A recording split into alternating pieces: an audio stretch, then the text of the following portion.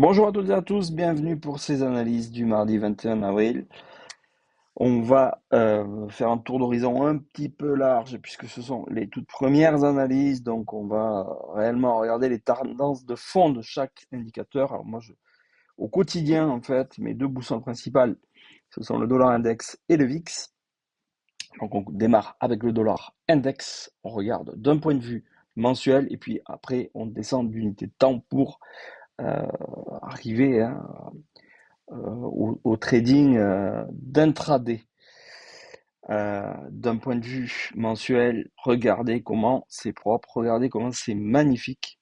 L'évolution du dollar index qui évolue dans un canal haussier de très très très long terme. Vous voyez, ici on est en 2008.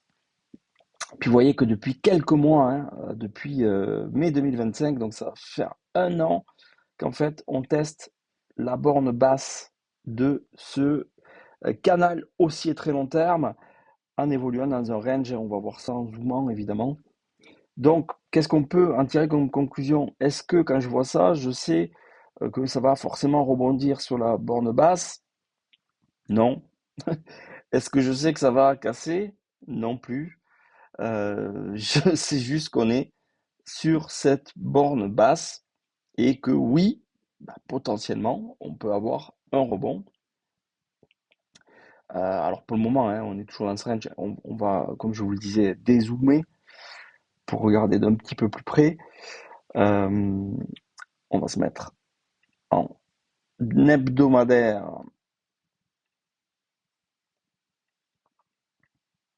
Et en hebdomadaire, on voit que voilà, depuis un an, on évolue dans ce range.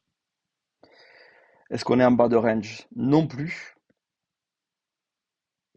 On voit en tout cas que cette zone, hein, on voit la zone de résistance de prix ici, hein, à proximité des 100 sur le dollar index, qui est une véritable résistance. Les conclusions qu'on peut en tirer, c'est que borne basse de ce range, eh bien, je vais chercher des achats sur réaction pour viser la borne haute. Et si cassure de cette borne haute, je dézoome à nouveau. Uniquement si cassure de cette borne haute, j'irai chercher cette oblique. Sinon, tant qu'on est dans le range, on trade le range. Pas très compliqué. On va se mettre en daily. Qu'est-ce qu'on voit en daily? On voit qu'actuellement, on a une bougie verte, hein, donc on est en train de rebondir. Est-ce que j'ai des indications? Pas spécialement. C'est là que je vais rajouter mes indicateurs. Ah, c'est beaucoup plus fouillis, évidemment. Alors, mais pour moi, euh, la base, c'est le prix avec des supports et résistances. Après, parfois, des indicateurs vont me donner des confirmations qui vont me servir dans mes prises de position et dans mes décisions. Alors, première chose que je vois, c'est que nous sommes en train de travailler la MM7 Daily, et ça par contre, la MM7 Daily, c'est une vraie résistance dynamique, en fait, en temps réel. Et à la fois, j'ai le bas de nuage, Ishimoku, en support. Donc on est vraiment pris dans un étau en daily. On voit qu'on a rebondi, hein, hier sur une zone de support. Je vais aller en 4 heures, hein, voilà, pour voir un petit peu plus clair. Voilà, 4 heures déjà. Je, je, je sais assez spontanément quelles vont être mes zones d'intervention en intraday, puisque voilà, en 4 heures, j'ai le nuage Ishimoku plus MM50, donc 4 heures, qui est fortement descendante, et qui tout à l'heure, hein, dans les prochaines heures, va venir en résistance, et en plus, j'ai R1 qui passe par ici. Donc là, sur les 98, 10, j'ai une véritable zone de résistance intraday qui va faire que je vais militer pour des ventes, puisque je vous rappelle que j'ai la MM7 Daily en résistance. Donc, je vais chercher des ventes dollars. Ça peut se traduire par l'euro-dollar, ça peut être sur le gold. Je vais croiser les données. Vendre ce niveau-là pour aller chercher en premier lieu le point pivot sur les 97-85. Et puis sur cassure, j'irai chercher cette zone basse qui est assez claire, les 97-55. Une belle zone de support 4 heures. On peut même dire qu'on évolue dans un range. Ça c'est l'ouverture dimanche soir. Vous voyez, qui a été, on est vite rentré ici.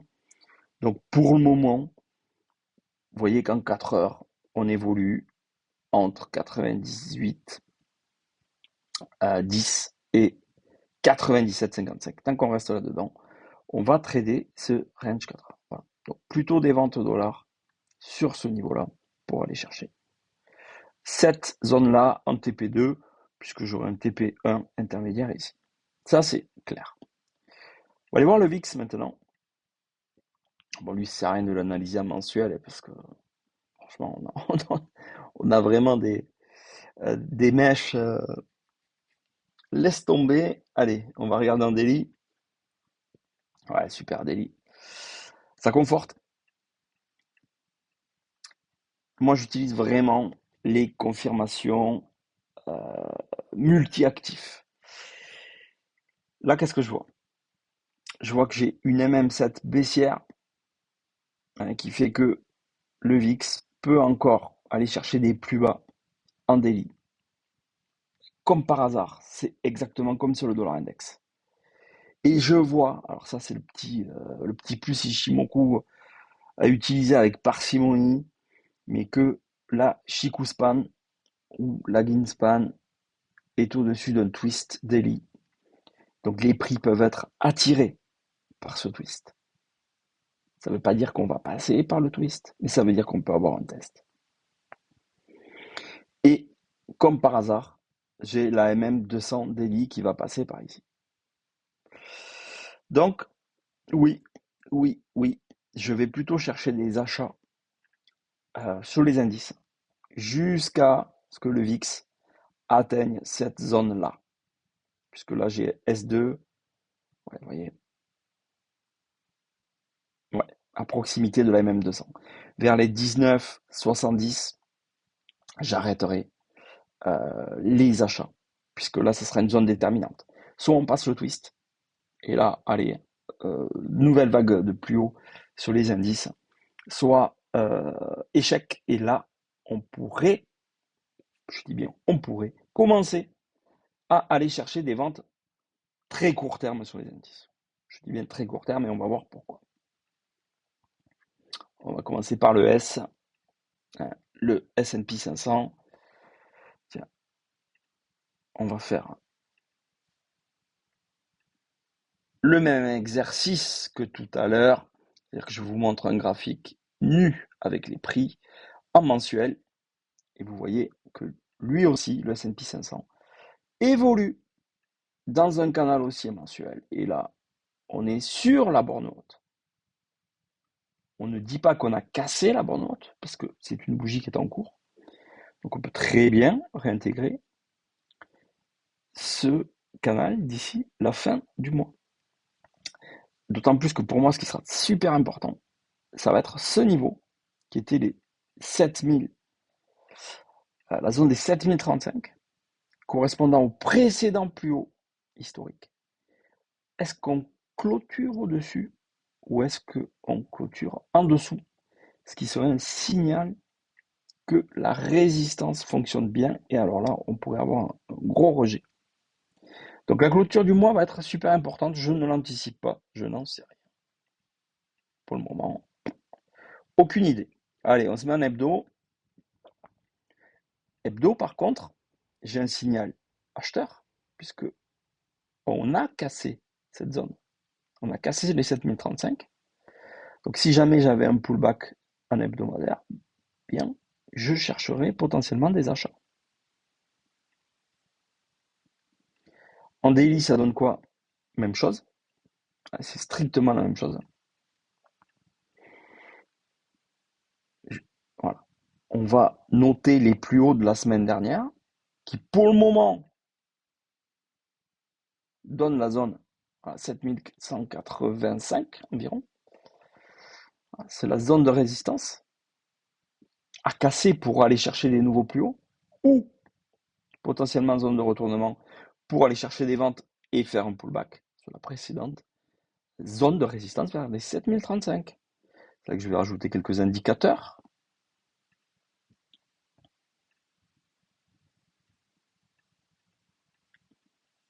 Et oui, confirmation. En plus, donc, les 7180, 7185, c'est la zone R1, précédent plus haut historique. Donc, c'est potentiellement une zone où je vais chercher des ventes. Potentiellement. J'ai bien dit. Jusqu'où? Jusqu'à cette zone des 7035. Mais attention, attention, j'ai la MM7 daily très très très haussière. On n'a pas fait de pullback depuis un moment. Donc, retour sur cette MM7 daily pourrait relancer de façon dynamique les achats à court terme. D'accord? Voilà. Donc moi, je vous l'ai dit, par rapport au VIX, par rapport au dollar, je vais plutôt chercher des achats sur le S&P 500. Voilà. En 4 heures, vous voyez bien que pour le moment, la MM7 4 heures bah, est un vrai support dynamique qui va nous conduire jusqu'au 7180, 7185. Et là, wait and see, on regardera le VIX, on regardera où est arrivé le dollar. Alors où est-ce que je vais acheter? Les premiers niveaux d'achat, pour moi, c'est la MM7 4 heures. Et en second lieu, ce sera le point pivot vers les 7130, puisque tout à l'heure, j'aurai la MM20 4 heures qui va remonter par ici. Donc si jamais on a une petite correction, potentiellement acheter pour aller chercher ce niveau-là. Par contre, si on a d'abord été chercher ce niveau-là et que ça commence à corriger, je vais être méfiant sur les achats parce que ça peut vouloir dire qu'on irait chercher la MM7 Daily qui passe vers les 7080. Voilà. Voilà, on peut descendre en 1 heure, hein, mais bon, ouais, pas plus d'infos. On est sous résistance horaire, là, hein. On voit bien, hein. Sous résistance horaire, bon, comme je vous disais, si on redescend, le top ce serait qu'on redescende par ici vers le pivot. J'aurai la MM50 horaire en plus, en soutien par ici, et aller chercher là une nouvelle vague pour aller chercher les plus hauts vers les 7180, 7185. Allez, on va se mettre du côté du Nasdaq. Le Nasdaq qui, lui, voyons, en daily. Bon, RS, hein. Ah, là, c'est très propre, par contre. Euh, Là où c'est très propre sur le Nasdaq, c'est que les précédents plus hauts, qui étaient à 26 375, vous avez la MM7 qui passe par là. Donc là, c'est la grosse zone d'achat. Pour moi, elle est vers les 26 375. Vraiment, parce qu'en plus, on a le bas, on va se mettre en 4 heures, hein. On a le bas de canal haussier qui passe par là. Regardez, depuis le, voilà, depuis le tout début de la hausse, hein, enfin la fin de la correction qu'on a eu ces derniers temps, on évolue dans un canal haussier 4 heures. J'ai ici donc borne basse du canal haussier 4 heures. Ancien plus haut historique. Moyenne mobile 7 daily. J'ai tout qui passe par ici. Vers les 26 375 et 26 400. Donc super niveau d'achat. Quels vont être euh, mes indicateurs en intraday? Bon, ben, vous voyez, hein, 4 heures, toujours cette MM7, 4 heures, qui est haussière et qui relance la dynamique, qui empêche une baisse de se mettre en place. Donc je vais guetter vraiment le plus haut historique. Tiens, on va se mettre le repère, hein, qui passe par R1, 26 888. Voilà. Est-ce que cette zone va donner lieu à une correction en direction de ce bas de canal? Ou est-ce que l'on casse? Et si on casse, c'est parti, hein. Si on casse, allez, peut-être qu'on fera une pause sur R2, pullback sur R1, et on repart en direction du plus haut, toujours de plus haut historique et du haut de canal. Mais à contrario, si on a un échec là-dessous, pourquoi pas pour les vendeurs? Alors moi j'irai chercher, si jamais je vendais, j'irai chercher en premier lieu cette zone-là, puisque j'ai la MM20, pardon, 4 heures qui va passer par là, et qui va être le point pivot dans un premier lieu. Et après, en second temps, pourquoi pas aller chercher cette zone basse, si une vraie correction se met en place. Mais le VIX, je vous rappelle que le VIX, on a une zone à aller chercher, une zone basse. Donc, il faut que l'on croise en temps réel. Est-ce que le VIX a encore un potentiel baissier? Si c'est le cas, écoutez, il est probable que le Nasdaq casse. Si le VIX rebondit sur son bas de zone, eh bien, à ce moment-là, on aura une correction qui se met en place. En tout cas, on a des niveaux qui sont clairement identifiés. Mais à aucun moment, on va chercher d'être devin. À aucun moment, on va chercher à anticiper ce qui va se passer. On n'en sait rien. Les marchés financiers, c'est pas. Est-ce que tu crois que ça va monter? Est-ce que tu crois que ça va baisser? Ça ne fonctionne pas comme ça. Ça n'a jamais fonctionné comme ça. En daily, le Dow Jones. Alors, lui, sa zone de résistance court terme, on le voit bien, hein, elle passe par R1, 49 920, précédent plus haut. Et puis là aussi, hein, vous voyez, niveau de résistance, les vendeurs, donc cette zone qui peut être mise à profit pour vendre, et puis les acheteurs, hein, puisque moi, je suis plutôt acheteur, et évidemment, hein, vous voyez d'ici, hein, si vous mettez en 4 heures, là, magnifique. Si jamais on avait une correction qui se mettait en place par ici, vers les 49 250, j'ai MM20, 4 heures haussière, j'ai bas de canal haussier, 4 heures qui passe à gros achat par ici pour aller chercher à nouveau les 49 920 et puis si cassure, un rattrapage potentiel du Dow Jones qui irait chercher les 50 500 à court terme. Voilà. Et donc pour les vendeurs, 49 920. Si on casse les 49 920, à mon avis,